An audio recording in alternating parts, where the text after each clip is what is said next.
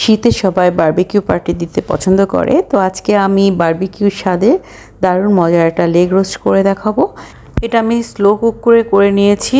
তো প্যানে কিভাবে করতে হয় সেটা বলে দিব। এখানে আমি একটা খাসির লেগ নিয়েছি আর সেটাকে খুব ভালো করে ডিপ করে আমি চিড়ে নিয়েছি। লবণ মাখিয়ে হালকা কুসুম গরম পানির মধ্যে রেখে দিয়েছিলাম 1 ঘন্টার জন্য।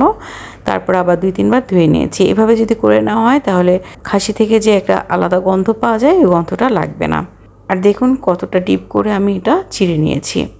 এখানে একটা বড় পেঁপের টুকরো নিয়েছি, যাতে অর্ধেকটা খোসা রয়েছে আর অর্ধেকটা খোসা ছাড়া নিয়েছি।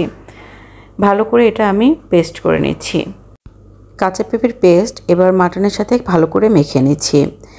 রেড মিট দিয়ে যদি আপনি বারবিকিউ বা তান্দুরি করতে চান তাহলে এই পেঁপের পেস্টটা দিয়ে নেবেন। মাংসটা একদম দ্রুত সফট হয়ে যাবে এবং আঁশগুলোকে একদম নরম করে ফেলবে। কাঁচা পেঁপে ন্যাচারাল মিট টেন্ডারাইজার হিসেবে কাজ করে। আর পেঁপেটাকে আমি অর্ধেকটা খোসা সহ নিয়েছি। খোসা সহ নিলে আসলে বেশি দ্রুত কাজ করে, তবে বেশি খোসা দিলে তিতা হয়ে যায় অনেক সময়। এই জন্য আমি অর্ধেকটা খোসা সহ এবং অর্ধেকটা খোসা ছাড়া নিয়েছি। এখানে আমি 1 কাপ পরিমাণ টক দই নিয়েছি, 1/2 টেবিল চামচ পরিমাণ আদা বাটা, 1/2 টেবিল চামচ পরিমাণ রসুন বাটা, পেঁয়াজ বেরেস্তা দিয়ে দিচ্ছি 2-3 টেবিল চামচ পরিমাণ, জিরার গুঁড়ো 1 টেবিল চামচ পরিমাণ, ধনিয়ার গুঁড়ো দিয়ে দিচ্ছি 1 টেবিল চামচ পরিমাণ, সামান্য পরিমাণ দিয়ে দিচ্ছি চিনি। আর বারবিকিউ মশলা হিসেবে আমি এখানে রেডি মিক্স রাঁধুনিটা নিয়ে নিয়েছি।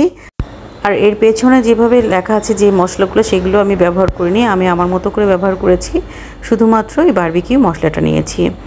রাঁধুনি বা শান যে কোনোটাই নিতে পারেন, আর যেটাই নেন না কেন টেস্ট করে প্রথমে একটু দেখে নেবেন, বা এর গায়ে যে উপকরণগুলো লেখা থাকে সেগুলো একটু দেখে নেবেন। কারণ লবণ ঝাল দুটোই এটার ভিতরে দেওয়া থাকে, তাই অন্যান্য মশলাগুলো ব্যালেন্স করে দিয়ে নিতে হবে।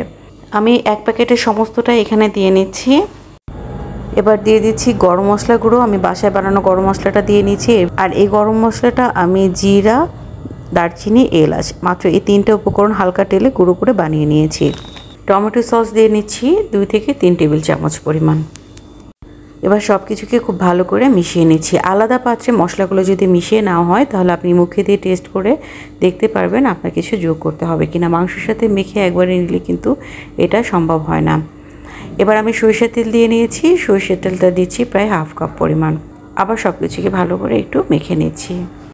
একটু টেস্ট করে দেখে নিচ্ছি সব ঠিক আছে কিনা। যে কোনো বারবিকিউ বা ফ্রাইড যে কোনো জিনিসে একটু লবণের পরিমাণ কম রাখার চেষ্টা করবেন, কারণ এটা ফ্রাই হওয়ার পরে কিন্তু অনেকটা গাঢ় হয়ে যায়।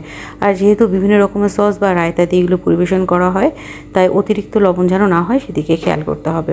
আমার সামান্য লবণ কম লাগছিল, তাই আরেকটুখানি লবণ এখানে ব্যবহার করে নিচ্ছি। আর সাথে আরেকটু লাল মরিচের গুঁড়ো অ্যাড করে দিলাম। সবশেষে দিয়ে নিচ্ছি লেবু রস। খুব ভালো করে মাংসের সাথে আমি মশলাগুলো মিশিয়ে নিচ্ছি, একদম ভেতর পর্যন্ত যেন ঢুকে যায় সেভাবে মশলাটা মেখে নিচ্ছি। মশলা মেখে 2 ঘন্টার জন্য এটা ম্যারিনেট করে রেখে দিতে হবে। আপনি 2 ঘন্টার উপরে যদি রাখতে চান নর্মাল ফ্রিজে চেম্বারে রেখে দিতে পারেন। 4 থেকে 6 ঘন্টা পর্যন্ত এটা ম্যারিনেট করে রাখতে পারেন। এর বেশি রাখার প্রয়োজন নেই, কারণ কাঁচা পেঁপে দেওয়া আছে, সুতরাং মাংসটা কিন্তু খুব বেশি টেন্ডারাইজড হয়ে যাবে, তখন দেখবেন যে গলে গলে যাচ্ছে। এবার কনফেকশনারি বা ইলেকট্রিক ওভেনের ট্রেতে আমি ফয়েল পেপার বিছিয়ে নিয়েছি আর তার ভেতরে লেগ পিসটা দিয়ে নিয়েছি। আজকে আমি লেগ পিস দিয়ে করে দেখাচ্ছি, তবে আপনারা খাসি, ভেড়া বা যে কোনো রেড মিটের বড় বড় পিস করে কেটে এভাবে ম্যারিনেট করে রেখে করে নিতে পারেন। আর যদি মুরগি দিয়ে করতে চান তবে কাঁচা পেঁপেটা বাদ দিলেই হবে, কারণ মুরগির মাংসের সাথে কাঁচা পেঁপে দেওয়ার কোনো প্রয়োজন নেই। মাংসের আপনি 1 কেজিতে 8 থেকে 10 পিস হয়, এই সাইজের মাংস দিয়ে করার চেষ্টা করবেন, তাহলে মাংসের ভিতরে জুসি ভাবটা থাকে। আপনারা যখন কাচ্চি বিরিয়ানি খান, কাচ্চি বিরিয়ানির যে সাইজটা ওই সাইজের মাংস দিয়ে আপনি যদি করেন তাহলে এটা খেতে অনেক বেশি মজা লাগবে। এবার আমি নতুন আলু মাঝখান থেকে কেটে দিয়ে দিচ্ছি। এখানে কিন্তু কাঁচা আলু রয়েছে, সেদ্ধ করা না। কাঁচা আলুটা এখানে দিয়ে দিচ্ছি আর আলুর উপরেও একটু মশলা মাখিয়ে দিচ্ছি। এটা যখন বেকড হয়ে যাবে খেতে খুব মজা লাগবে। সেম রেসিপিতে আপনার কয়লা চূড়ায় এটাকে পুড়িয়ে নিতে পারেন বা বারবিকিউ করে নিতে পারেন। তাই মশলাগুলোকে সরিয়ে মাংসটাকে আগে প্রথমে ঝলসিয়ে নেবেন, পরে অল্প অল্প মশলা অ্যাড করে বারবিকিউটা রেডি করে নেবেন। আপনারা যদি কেউ চুলার প্যানে করতে চান সেমভাবে চুলার প্যানেও করে নিতে পারেন। সেক্ষেত্রে যে কোনো পাত্রের নিচে একটা তাওয়া দিয়ে তার উপর পাত্রটা দিয়ে স্লো কুক করে নেবেন। সমস্ত মশলা মেখে নেওয়া হয়ে গেছে এবং ফয়েলটাকে চারপাশ থেকে একটু মুড়িয়ে দিচ্ছি আর উপরে আরেকটা ফয়েল দিয়ে ঢেকে দিচ্ছি।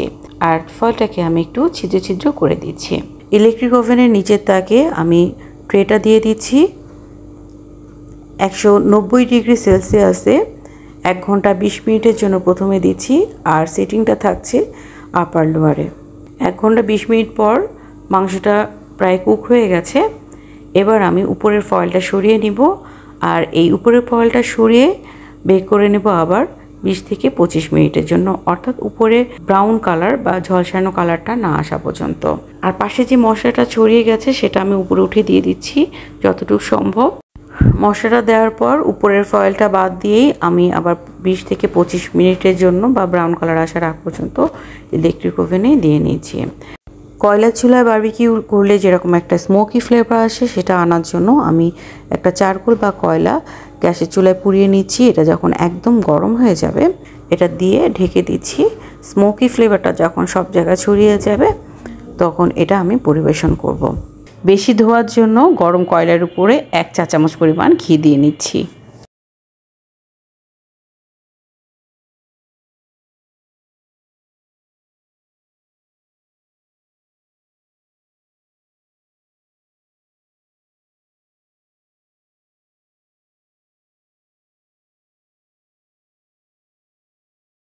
একটু দেখিয়ে দিচ্ছি মাংসটা কতটা সফট হয়েছে, আর আলুগুলো একদম সফট হয়ে গিয়েছে। লুচি বা পরোটার সাথে এটা খেতে খুবই ভালো লাগে। আশা করি আপনারা এভাবে বাসায় বানিয়ে খাবেন। তো আজকে এই পর্যন্ত, ইনশাআল্লাহ আবার দেখা হবে নতুন কোনো রেসিপি নিয়ে। আল্লাহ হাফেজ।